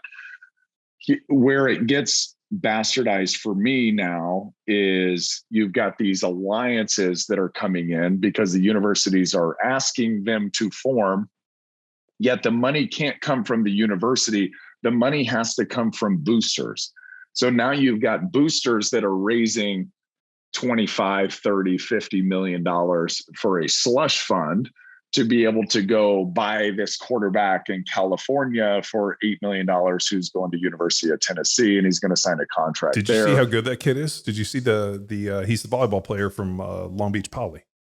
Yeah. Like the kid's 6'6" and fucking throwing dimes, like 60-yard dimes on the money. Like I watched the video of this kid just in some throwing league. And the kid's like an Olympic volleyball player too. And I mean, they stroked him. That's why the Manning kid came here to Texas, because Tennessee's like, well, we got the best player. See you later, Arch. Yeah. See ya. So that guy's making a ton of money. He's beholden now, like probably a 3-year deal, I would imagine, with the University of Tennessee. And it's going to be happening all over the place. But a lot of universities are going to kind of go to the model where we want all of our athletes to get base pay. So we want them all to get, and I've heard a number thrown out around like $75,000, $100,000. We want every scholarship athlete to make $75,000 to $100,000. Anything they can get on their own above and beyond, they can go ahead and get, but we kind of want everybody to be on a level playing field. So now if you think about that, you've got 85 guys on a roster making 100 yaks a year, which, I mean, so give a college kid $7,000 to $8,000, say after taxes, $4,000 to $6,000 per month. Do I feel like, as somebody who's giving to the university, giving to the football program, or giving to whatever consortiums they've come up with, that money is going to be well taken care of, right? That kid's going to have a financial advisor, that he's going to take his $100,000 that he's making over a 5-year period times 5, so $500,000, and he's going to do good with that money. He's going to really set himself up. He's going to have some sort of medical plan in place when he's done playing. All right. Right. Yeah. Yeah. Right. So that's what I'm saying. It's like, I have a really difficult time wanting to give to anything like that that's going to pay the student athlete directly and isn't going to go to some sort of facilities that's going to make it a nicer experience for him, that's going to allow him or her to better set themselves up for the future. When I think the outcry, the outrage was really for these universities need to do more for these student athletes because they are making so much money. So I can kind of see that. However, I was a walk-on. Yeah. And yeah, I suck thought it it was up. a privilege. I thought it was a privilege to be able to eat when they finally let me, after I got my scholarship, to eat at training table, to train in the weight room, and I didn't have to go to the co-rec. Like, that was a great opportunity for me. And for a lot of these athletes, they're getting a box check simply to get into a school like Purdue that they probably otherwise wouldn't have qualified for. So there's a lot of upside that people don't even want to talk about. But now we're going to give them $85,000 a year just to have them here. And then we're not allowing any more coaches on staff. So think about being a college football coach now. You've got to not only recruit high school players, but you've got to recruit all year round. you got to recruit the portal, right? You got the transfer portal, and you basically have to recruit and baby every athlete that is at your university now, so he doesn't leave when Michigan comes and offers more money. Yeah. So I mean, so now I've got 9 coaches on staff who are just working 80-hour days, and they've got no time for anything else but taking care of these kids. And here's an overarching big concern that I see is with kids in general is, if I don't like it here, I'll leave. There's no resilience. There's no stick-to-itiveness. The options are, you don't own me, I'll go look for a better option and I will get out of here in a hurry. Which it's called grit. Like the it's grit. And it's the idea that, oh, my coach doesn't like me. Of course he doesn't like you. You're a fucking 18-year-old dipshit who's just trying to figure his shit out. And you know what? He's not going to like you until you're about 20 years old and you've unfucked yourself and actually being a contributing player. I remember all these dudes I played with. Be a contributor. He'll like you. Well, That's real easy. I remember all these, like when I was a young guy, they were like, oh, the coach doesn't like me. Yeah, I wouldn't have liked me either. I was a fucking 18-year-old moron that didn't know what the fuck I was doing. And you know what? That coach ended up liking me when I started figuring my shit out and lifting weights and training and busting my ass and being an active like participant to try to help us win. And not talking back. Well, yeah. And so what blows me away is like, oh, the coach doesn't like me. No shit. I don't like you either. Why the fuck do you think that you're 18 years old? I mean, dude, if I'm a coach who's predicating my future and my job and my success on some 18-year-old fucking kid, I'm going to hate him too. And yet now I got to kiss his ass to try to keep him here and be like, you're leaving before I even got a chance to like you. Get the fuck out of here. Dude, I'm with you, man. It's reducing grit. The coaches have to like recruit these kids, kissing their ass to keep them there. They got to do the portal. They got to do high school. And like, dude, what they should do is hire position coaches. And then each position has a full-time fucking recruiter. That's all he does is fucking hand job people like some fucking dipshit agent. But they're constrained by the NCAA of how many coaches they can hire, which to me is like, you've got all this additional revenue coming in. You want to see something happen with it. Take something off of your coach's plate there. And by the way, back to the player, at a minimum, I will like you as a player even if you're not contributing, if you're not a pain in the butt, if I don't have to go follow up with your teachers of why you're missing class, and if you work hard and you're giving me everything that you have, because if you're giving me everything you have and you show up every day on time and you're not being an anchor to this team and you don't pan out, well, that's on me then as a recruiter, and that's my fault, not yours. So when I went to college, we had to live in the dorms, and so they gave us a meal card, so we had no cash. The next year we had to move off campus. So they gave us a $740 scholarship check, which I had to pay my rent and all my shit. They only gave us training table during the season on the nights we practiced. So we would get it. It was Wednesday, Thursday night. And then because it was like, Friday we traveled. So obviously we get dinner and then Saturday. But like we didn't fucking, and training, like the fact that guys are getting breakfast, lunch, or getting all their meals training table. We just got dinner. And I remember like my roommate was a walk-on and like basically like getting like, and it was such bullshit. Like we practiced late, like there's nowhere for him to fucking eat and they wouldn't let him in there because it was a fucking violation. So what I would do is I would get 2 and then I would just wait for me and I'd have to go out and like sneak him food. And I'm thinking to myself, like the fucking NC double assholes have always fucked this thing up. They constantly do. They never take care of players. Now all of a sudden anybody that plays gets training table, which they should for every fucking meal. Because the food that guys were eating was terrible. I mean, at the end of the month, dudes are eating like chicken McNuggets and like, filet of fish. Like they would just go fast food because they could make money. And I'm like, so wait, you guys want these guys to go perform at the highest level and you won't even fucking feed them a meal? So for me, dude, like my greatest thing, and this is still to this day, I'll go through a lot of shit if the food is good. Like I'll go through fucking hell's fucking like whatever it is. That's right. If I come home and the food is good, or we go on the road and we play, like as long as the food's good, you can put the whip to my back and I'll fucking do whatever you want. If the food's not good, I will cause a fucking riot and dissension. Like I don't give a shit if it's like what it is. If I show up and the food's bad, if I go to somebody's house and it's a shitty Thanksgiving dinner to the point where I get invited to somebody's house for Thanksgiving, I actually cook and bring my own food because I'm gonna riot. Like when we played, if the food was bad, this is true. Yeah, no, it's 100% true.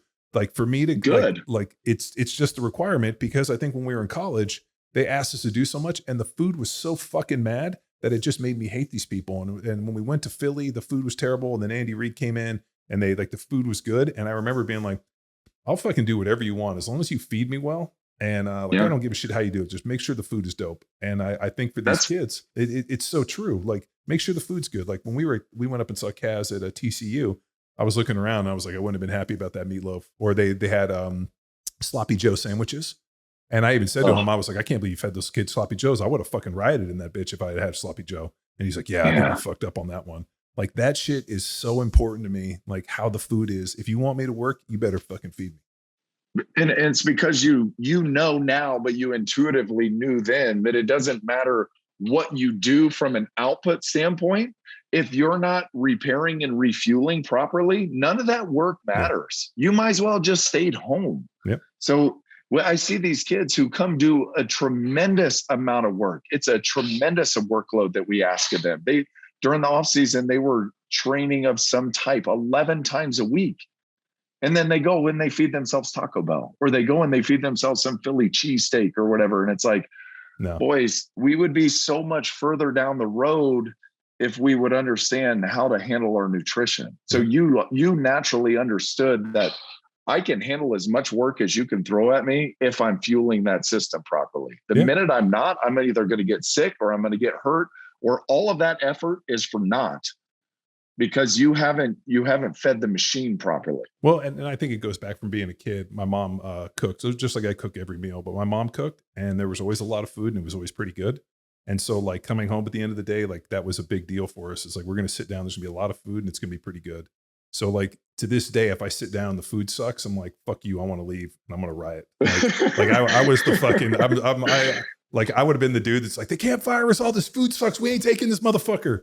And like you know me, dude. Like whenever we've traveled, we always go somewhere. And you were with me when I got a bad meal, and I fucking lost my mind and left them a bad Yelp review and wanted to fight those people. And they fucked me on that piece of fish. And you start leaving Yelp reviews. You know you're in a bad spot, dude. So we go to this place in Virginia Beach, and I do have a special Yelp account just to flame people. And I was like, you know what? We're living in Texas. We're near the beach. I'm gonna get fish. I should have got a burger. They bring the food. These guys have these kick-ass burgers. They bring me they said, I was like, how big is the fish? And Lay's like, oh, it's a big piece, like 8 to 10 ounces. They bring me like 2 ounces of fish that looked like it fell on the floor, and they scooped it on there. And I'm like looking at these guys eating these burgers, and I got they're like, this is the best burger I've ever had. There's fucking like juice dripping over, and I got this. I was so fucking mad. To this day, it's still current in my mind. I was so pissed. Oh, mine too. It was hilarious. Yeah. These guys are laughing at me. I went over and I was like, this is unacceptable. And they kind of scoffed me at it. And I was like, you know what? I'm going to fucking destroy you on a Yelp review, because I'd get arrested for what I want to do in this bitch. Oh, and that hurts them way worse too, by the way. They're dude, I eviscerated them. No, sir. What can we do for you? And then they email you on Yelp. They're like, can you take this down? I'm like, no, fuck you. You had your chance. You can go fuck yourselves. Nick, what's your approach to pushing and leading the high schoolers now to a good diet versus like just pulling them, and telling them like it is? It's funny. I try to, it's a really weird time we're in, but they all follow me on social media. So I do my best to give them information through that. So it's a little bit more, I guess there's a little buffer between me and them, and face to face, and like, hey, here's what you need. They all follow. So they all see. And so that kind of gets it to them. And then I just reinforce that with every time they work out. I'm like, protein and carbs, boys, protein and carbs. Or ask them, hey, where are you going to eat? What are you going to go eat? And they're like, I'm going here. And I'm like, they have chicken, get the chicken, just try my best to stress to them through like a slow drip. And hey, even if it doesn't work now, I hope there's some messaging that's like implanted in their brain over the years to stay with lean proteins, refuel and fuel up with the carbohydrates, and make sure you're eating some vegetables. I'm always like, hey, what's up with the vegetables? Y'all eating your veggies? Make sure you're getting those in there just a little bit, because I get it. It's like, I know they're 17-year-old boys. I get it, but let's do our best to get a little bit in there. We got in a conversation yesterday with the offensive line about butter. In their coffee? God damn it. No, not butter. No. I do love butter. No, David. No Dave Asprey. Butter is super good. I mean, fucking it is hate delicious. Dave Asprey. I fucking hate that butter coffee. And I'm just trying to trigger John this whole episode. Dude, I'm telling you, like, Super trigger warning for me too. I'm like, who wants to look like Dave Asprey? He looks like I don't even know what he looks like. He looks like 10 pounds of shit in a 5-pound bag. If they could fucking stuffed sausage. Yeah, if you could fight anybody in the fitness industry, I'd fight fucking Dave Asprey. And you'd be at the top of the list. And I'll tell you, you'd be one of them for sure. Well, dude, we had all these clients that were fucking tanking on their diet, and I'm helping them, and like, you know, they're not making any gains, and I'm like, what is this coffee? And they're like, oh, I'm fasting, I'm doing this bulletproof coffee, and I'm like, you're having 4 of these a day, so you're roughly consuming like 4,000 calories of fucking butter and coffee a day, and you think that you're going to be in better shape and lose weight, and they're like, no, he said those calories don't count. And I'm like, the butter doesn't count at all. The fucking laws of thermodynamics do not suspend yourself because of some fucking charlatan. The magic is in the minerals, John. It's such bullshit, dude. That guy's such a fucking It's in the ghee. He's a cuck. Yeah, but it's purified. It's clarified ghee butter. Yeah, and so therefore the calories don't count. Goodness. But I do like butter, so I'm not mad about it. We were just at my brother's birthday party, and my nephew, who's like 16, kind of reminds me of myself. At that, I was he's probably a little taller than me. Like, he's probably 6'2", maybe like 165, 170 pounds. And so when I was 14, I was 6 foot 165, and I was looking at him, and we went to go, like, when we sit down to eat, I still competitively, I still have this problem, which is, I know you've grown up like this, where you see all this food on the table, and I feel like a weird sense of like, we have to finish everything, to the point where you got all the brothers. Well, yeah, like, and like we cooked, like we had a chef come in and do like a bitchin' deal, and there was a ton of food, and I'm watching my nephew, and he's over there, like, a little bit of this, and I was just like, my brother and I had a bunch of drinks, and I fucking cornered him, and I was like, I'm embarrassed that you fucking didn't eat more. He's like, what do you mean? I'm like, dude, every meal when I was your age, I went into this thing like a heavyweight fight that I'm going to overconsume every calorie to be as big and jacked as possible. Yeah. But he's a baseball player, so he's not a football player. And my brother's like, he's not a football player. I'm like, I know. But fuck, like, there's got to be this. But what about his legs, dude? What about his legs? You got put some. You see, I mean, the best pitchers are just like, they're stacked. wiry as hell up top, and then their lower half is all they're doing is shoving. All those baseball players, like, you look at like the like all the dudes for the Dodgers, they're all like 6'4", 6'5", like 230. They're all huge. So I was getting him on a little bit about like, yo, man, you need to coming in, eating a bowl of cereal, and then having a fucking protein bar for lunch doesn't fucking cut it. But I think there was a different attitude where, man, like, every meal was a heavyweight fist fight to see how much food we could consume at every deal, to try to be as big. So even to this day, I still have the sickness where, like, I'm looking at all this food and I'm starting getting nervous. Like, I'm gonna have to eat all this. And then I had this like clear, like, oh, you don't have to eat everything. No, that's not your responsibility. Yeah. I do. There's 2 really big challenges. And one is the kids who can't gain weight. And it's very simple. You're not eating enough. Well, I'm full. Well, okay, you're not gaining weight, but you're full. You're not eating enough. Well, I can't gain weight. Well, you're not eating enough. Well, I'm full. Yeah. It's like this cycle keeps going over and over. And I'm like, you have to be uncomfortable to gain weight. I don't care if you're full. Feed it, overfeed it. That's how we gain weight, is we overfeed, train like crazy, and then feed the system and throw more in. You're not going to ask a 16-year-old boy to go count his macros and be over by 300 calories per day like you would somebody that's older, more mature, and more capable. It's like, go eat and focus on protein first, carbs in there. And then here's the other real performance kind of gap that I see, is that parents think that carbs are bad because they've been trained by the Dave Aspreys of the world that carbs are bad. And it's a real uphill battle to get them to feed their kids pasta and rice and potatoes and the things that we grew up on, the meat and potatoes. And they're like, well, they said that's bad. And I'm like, well, it could be bad. I mean, it depends if you're overeating or if you're sedentary. Maybe you don't need near as many carbohydrates, because as you age, right, like, we don't move as much, and the elderly population probably could go on very scant carbohydrates. But you're asking your kid to go out here and practice for 3 hours. There's pretty good research. Give them some fuel that says that as we age, we end up losing the ability to digest carbohydrate like we once could. So there's a point Yeah. like in, whether or not you argue back and forth. I mean, I always go back with like, when we were younger, we could drink a bunch and never got a hangover. All of a sudden I have like 2 or 3 drinks and it's a lot different. So like, is it the body's ability to digest, alcohol? Who knows? So there is some pretty fascinating research for it. But I think they vilified, well, first of all, they vilified saturated fat. And now they Yes. they tried to vilify protein, which was bullshit. And then now they're trying to vilify carbs. And at the end of the day, like anything done in excess, the only thing that's done in excess that isn't going to fuck you up is overeating protein. I mean, even on the protein refeeding studies, when they fed 30% more calories in protein, all that happened was thermogenics went up and people got more jacked. So, I mean, there's some really cool shit, but like, I think, especially in the offensive lineman thing, like you're going to have to put on a little bit of weight. You're going to have to put on a little bit of fat, a little bit of protection if you're going to do that job. It's extremely difficult to be fucking lean and muscular and do that and play at a high level, especially with the amount of abuse. But I think for these kids, like you got to sit down. My mom had this, like, I remember I came home and I was like, Mom, I got to gain weight. I want to get protein powder. And she's like, no, we ain't going to do that. So she would make me pancakes and we called it the pancake diet. So every meal that she would make, we would sit down, she would make me pancakes on top of it. Like, oh, you're going to have, cereal and eggs, you're going to have pancakes. All of a sudden you're going to have sandwiches, turkey sandwiches, whatever for lunch. There'd be like pancakes rolled up in there.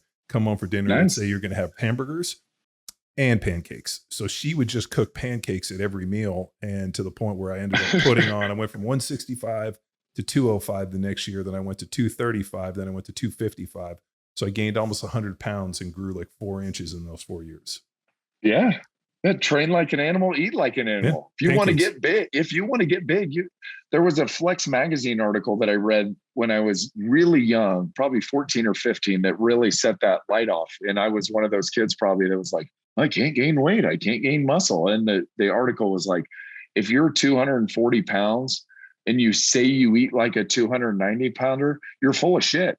You're eating like a 240 pounder because you weigh 240 pounds. If you want to be 290 pounder, go follow a 290 pounder around for a day and see what they do, and it's obviously height and all the genetically dependent. And there's a lot of variables in there, but the point is you can gain weight. Look around our country. It's not that hard to gain weight. And for those people, they're the other way. They're like, it's really difficult to lose weight. And they're like, but I can't lose weight. It's like, you're eating too much. Well, I mean, if you're, so here's the deal. If you're training, if you're training 5-6 days a week, if you're doing 11 workouts and you're a kid, fucking eat with reckless abandon. Just get crazy. Yeah. Cause it's not going to like now if you're, we always run into these guys. I'll get them. They're like 42 years old. I'm like, I want to put on 50 pounds. And I'm like, whoa.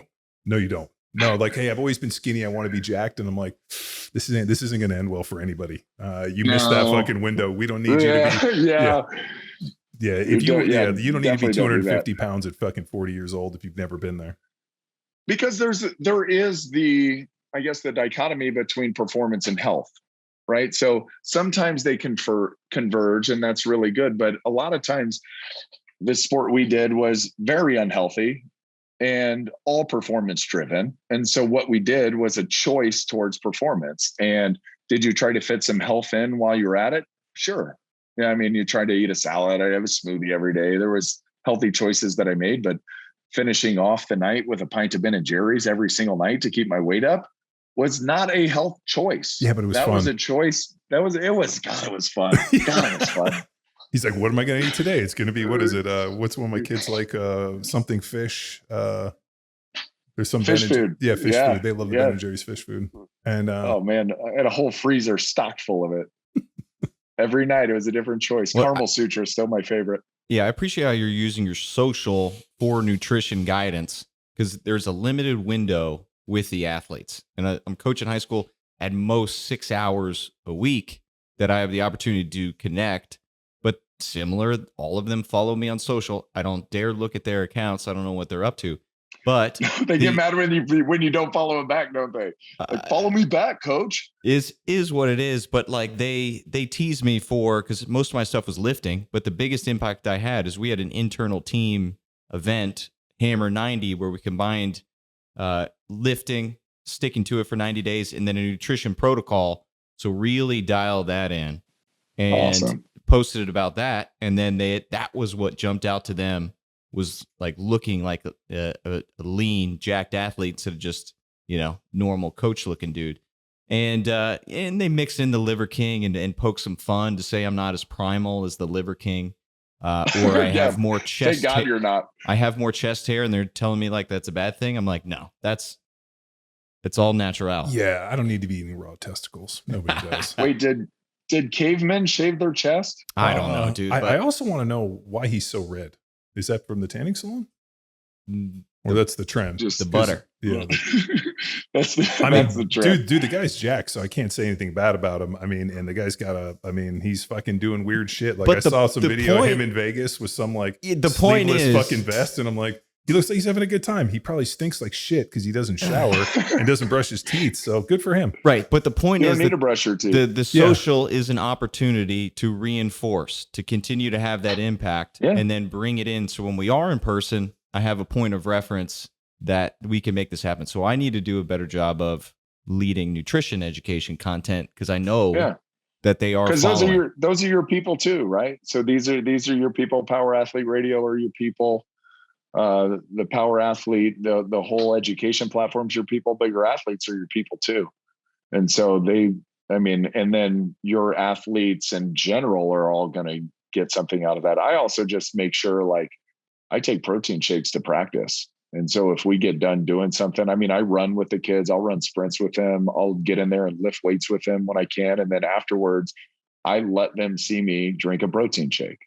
Yeah. Because this is what we should be doing after we're done, boys. Like, see what coach is doing. You want to look like coach, get your protein in. That's a good point. I was bringing meals to games. Like, we'd go on the road and didn't want to eat wherever the hell the team was eating. So I would have my own meals, and they're all in there trying to figure out what's going on and what I'm eating. So yeah, I can level it up with little things. It won't be pushing anything. It'll just be showing and guiding that way.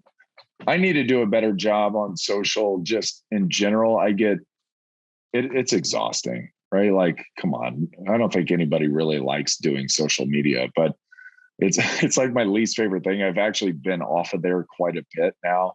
Although, like, my team's like, could you post some things? And I'm like, I hate it. I don't even want to look on there anymore. I'm just like so over the game, It's like, you got to hire a guy. Just follow you around. Be on your phone, capture some photos, put those photos on there on your phone.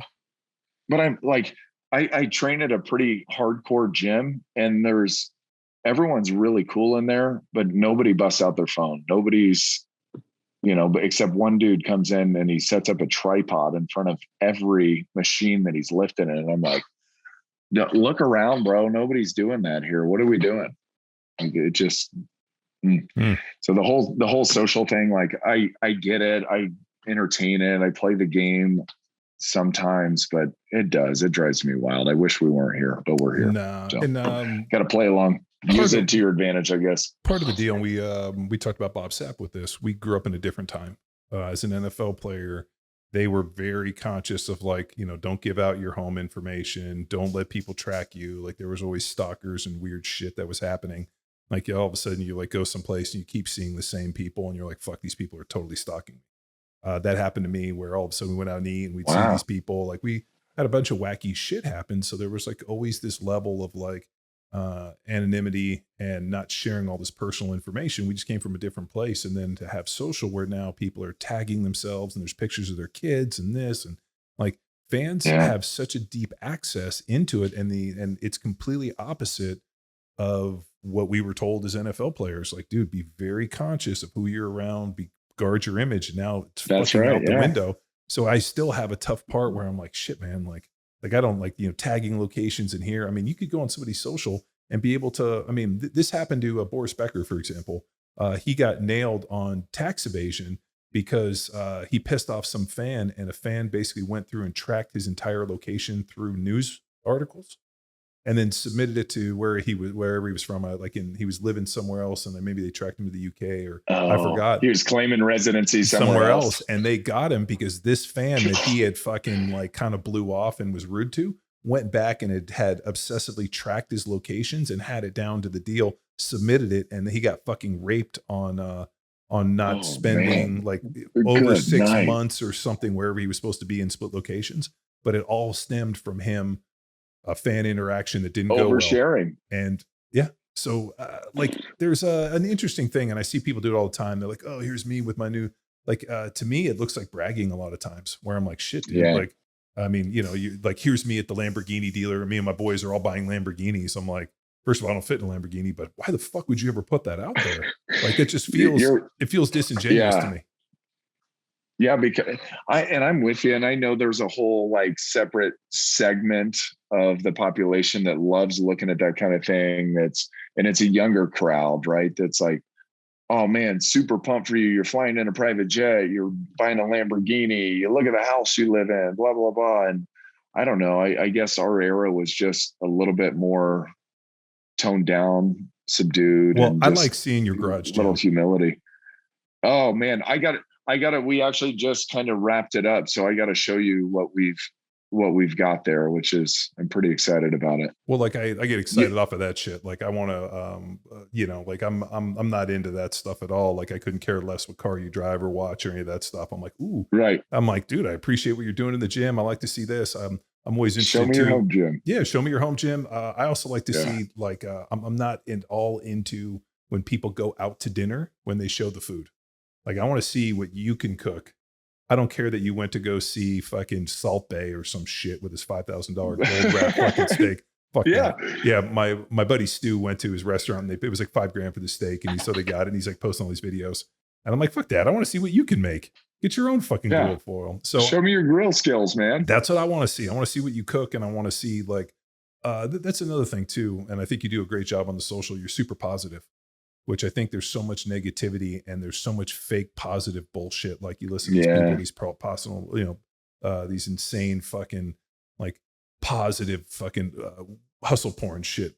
Whereas I'm more interested in like positive stuff of like, hey, here's me and my family. We're doing fun stuff. And like, you know, like we're spending time together and, you know, living our version of our best life. Well, to me, that's important. I did laugh at one this week that I saw. It was a dude in an amazing suit. I don't know suits, but it looked nice. It looked nice. And he essentially said, he was looking at the camera, I'll look at my camera, and he was like, there's somebody out there holding their breath, waiting for you to fail. Make sure they suffocate. And then winked at the camera.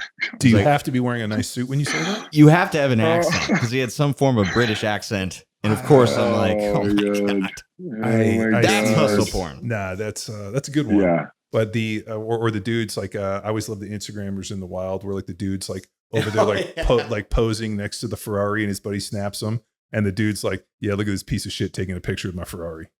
And like the Instagrammers in the wild is fucking my favorite. It's just it's become so ridiculous. I really do try to stay as much as I can. And it doesn't like play well in the social media world, but I don't want to be controversial. Like, here's what I do. Here's what works for me. Try to bust some myths, you know, on occasion, but I don't want controversy. I'm not trying to add stress into my life. I don't need to fight anybody or prove that I know more than you or any of that. Like none of it really matters. I really consider myself one of the lucky ones that I took all the advice when I got into the league is save your money and don't overspend and don't buy a house that's too big and don't get a car that's too nice or too expensive and you can't keep up your lifestyle forever. And now I get to choose what I want to do. And most of that involves my family. So I get to choose, luckily, very luckily, to be able to spend the time that I want raising my boys and spending time with my wife.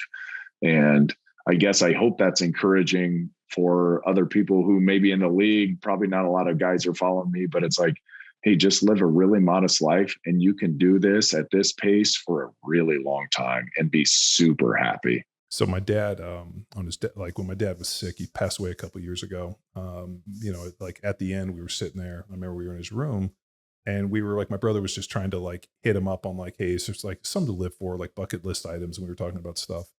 Everything that he listed on his bucket list was things that he'd already done that he wanted to redo with us. And oh man, and we were just talking about all these things that he had done and adventures and fun things he'd seen. And there wasn't like, oh, I wish I had only, you know, bought this suit, or if I had only had another Rolex, if only like there was nothing material in there. It was all about these experiences and these things. Like he got real super into scuba diving and we got in this Rotary group and traveled all over the world and had all these bitchin' diving trips. Cool. And he would take pictures and we would like, go over them. And because I always like to dive, I never got a chance to go because, college, it just didn't lend claim to it. And, but we were going through all this bitchin' stuff he had seen and had all these cool adventures. And he's like, the saddest part was that you guys weren't with me and we didn't get to share it when it was, we got to share it after the fact and not during. And it really struck me as we were sitting there because, he was a trial attorney for over 55 years. I mean, my dad dressed impeccable. He drove a black Porsche. I mean, had like all of like the things that would say this guy's a badass attorney. And on his deathbed, like none of that ever mattered. It was all about the relationships and what we got to see and like, the time that we spent together and all the fun things we did. And I realized that,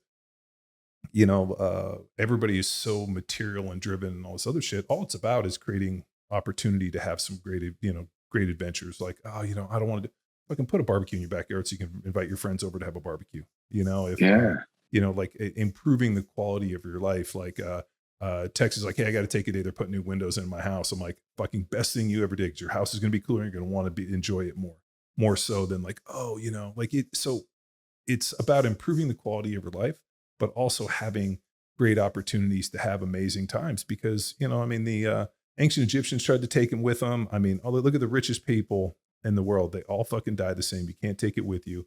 All you have is on your deathbed. Were you a good person? Did you have great adventures? And, and was your family stoked? If you're dying by yourself because, you had to have this 27 Lamborghinis and were a shitbag, was it fucking worth it? Amen. Hey, sorry about your loss. Sorry for your loss. And thanks for sharing. That was really cool. Yeah. He, today's the, August 18th, we're recording this. So my dad's birthday was on the 15th. My mom's is the 16th.